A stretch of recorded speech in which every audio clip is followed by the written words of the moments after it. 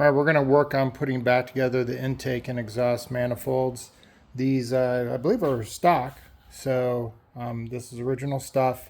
I completely stripped down the intake. You can see I have all the plugs out, absolutely everything. I kind of cleaned it out, degreaser, scrubbed it. I did some mild porting on the intakes here, just because they were flaring in a little bit. So I just used my Dremel and a little grinder and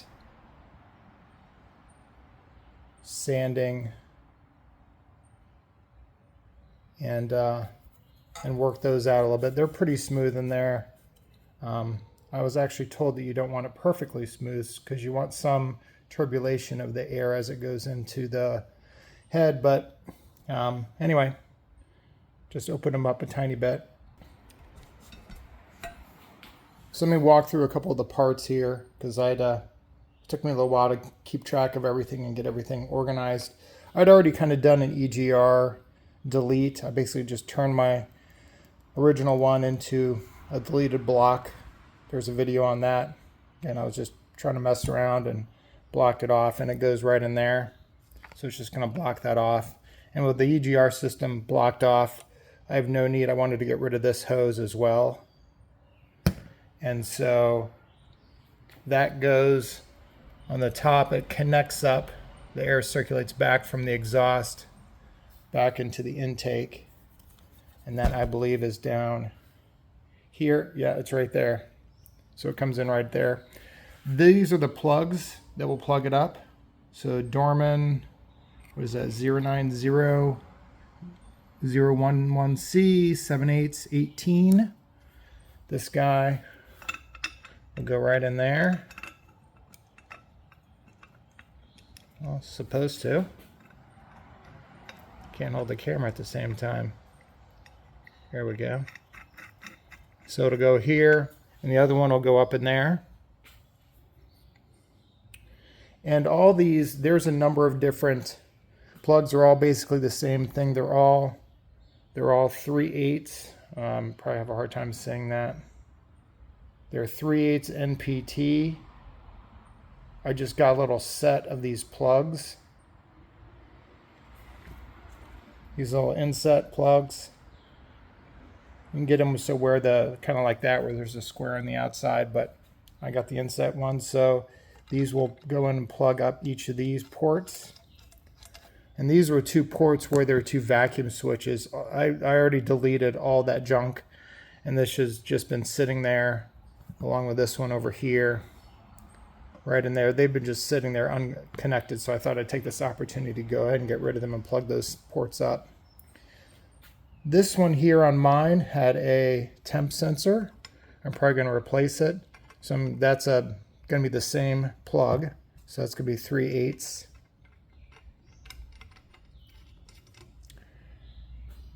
So yep, that fits. So that's 3/8. I can only assume I had these plugs in right here. I wasn't going to replace them because they were good. I imagine they might be the same as the 7/8 up here. Not quite sure.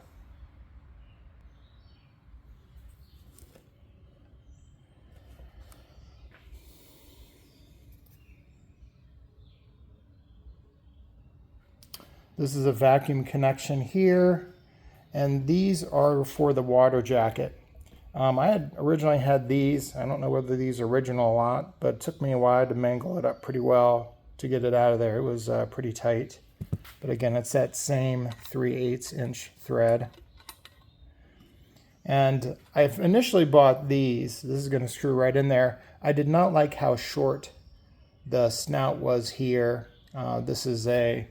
This right here is what I didn't want, was this one here, the 5/8, 1.5. I wanted something longer so that the hose could get down on and I'd have some room to play with it. I didn't like the way that was set up, so I went ahead and bought some longer ones. I got the barbed ones here. It came in, I think it came in a set. I think both of these were in this box. Again, stainless steel, 5/8 barb, 3/8 MNPT. I got this from Amazon, I am pretty sure. So I got that for the water jacket and the hoses. I'll do a separate video on the hoses, and I'm making those connections. I'll do a quick video. I'm going to put all these plugs in with this aviation sealant. This Permatex basically number 3. I'll put a link to that video in the description. Like I said in the previous comment in here, I switched out to brass plugs, and I had a little bit of leaking, and I don't know whether that's because of the sealant I was using, but I also switched the sealant. So take a look at that video just for kind of combination of the plugs and the sealant I used. This is the heater right here. I don't have mine connected up. I need to mess around with that. I'm gonna do that later because it hasn't been connected since I've had it for the last 3 years. And 3 bolts. That just snugs up right into the bottom of the intake here. So I think that's pretty much it. Pretty straightforward on the intake. Oh, and I don't know if it matters, but a lot of people have Motorcraft 2100 carbs. Again, this came, previous owner put that in, but that's the expansion plate that goes right underneath the carburetor. So I'll go ahead and screw that in.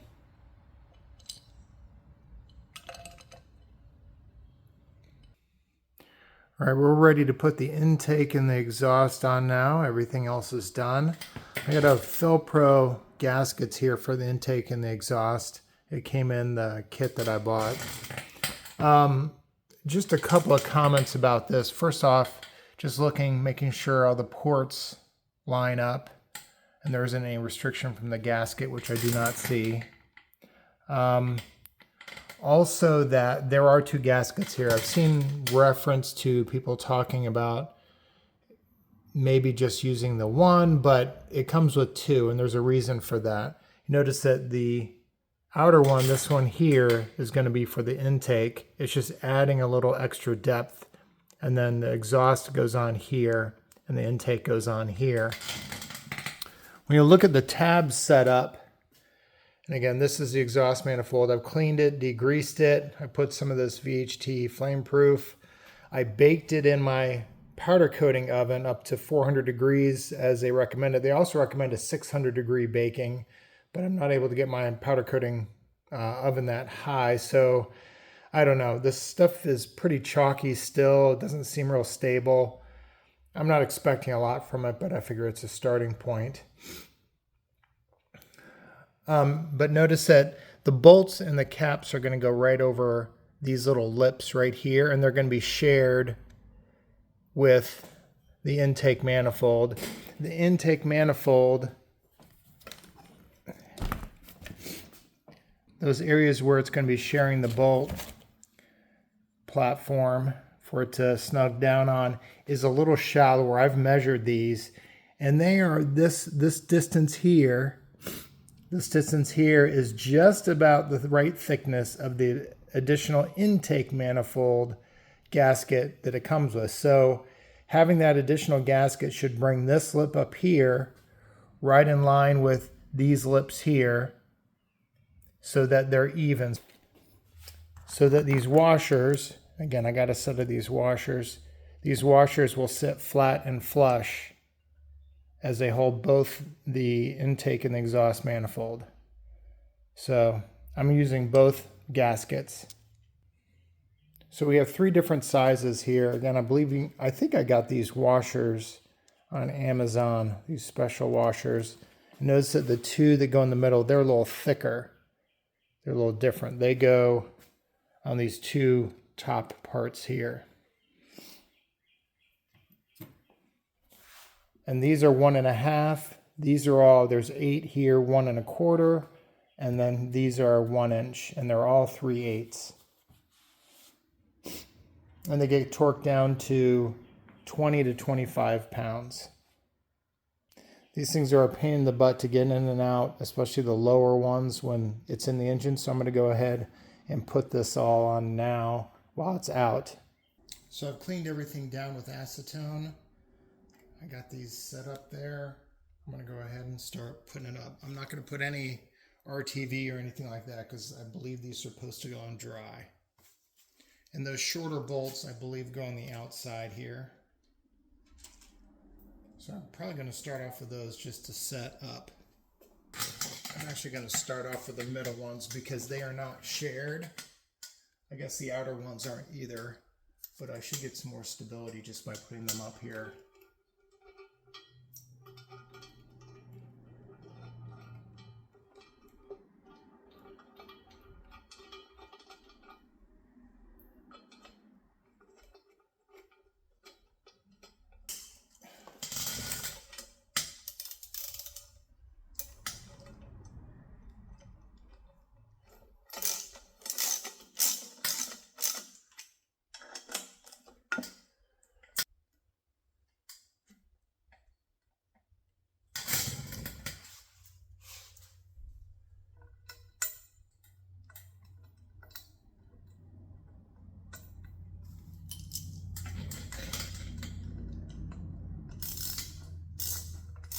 A bit temperamental, I think it's expanded and contracted just a few times.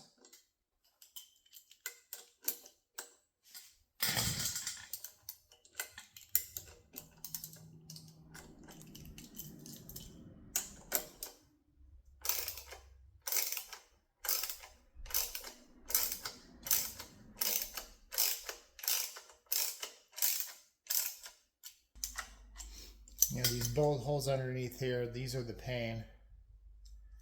So yeah, this, I think that worked out best, doing the inside here and then bringing it level so that the bolt holes fit on either end.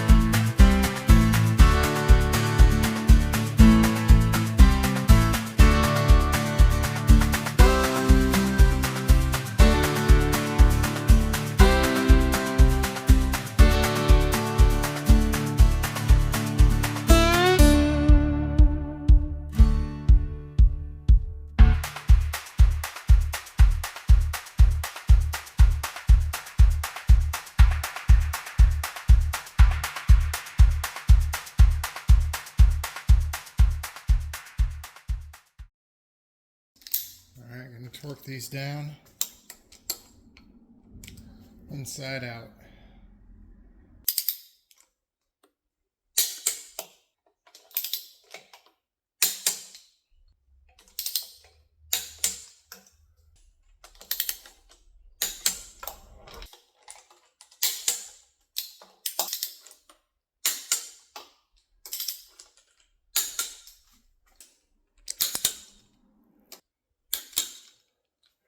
All right, I think we're going to call that done.